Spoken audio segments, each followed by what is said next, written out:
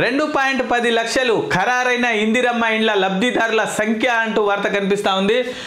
వచ్చే నెల 10లోగా మిగతా జాబితా సిద్ధం చేస్తాం. తర్వాతి లిస్టులో 1.05 లక్షల మందికే కేటాయింపులు జరగనున్నాయి. ఏటీడీఏ ప్రాంతాల్లో చెంచులకు 9200 ఇండ్లు అందజేయనున్నారు.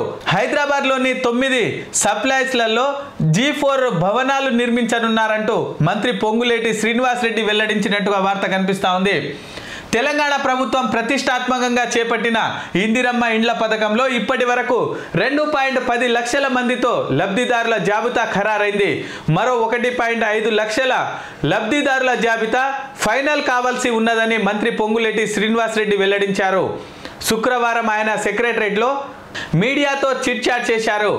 ఐటీడీఏ ప్రాంతాల్లో చెంచుల కోసం ప్రత్యేకంగా 9200 ఇండ్లు అదనంగా ఇండ్లు కేటాయించినట్లుగా చెప్పారు. వచ్చే నెల 10 లోపు మరో జాబితా ఖరారు చేయాలని అధికారులను ఆదేశించినట్టు పేర్కొన్నారంటూ వార్త కనిపిస్తా ఉంది.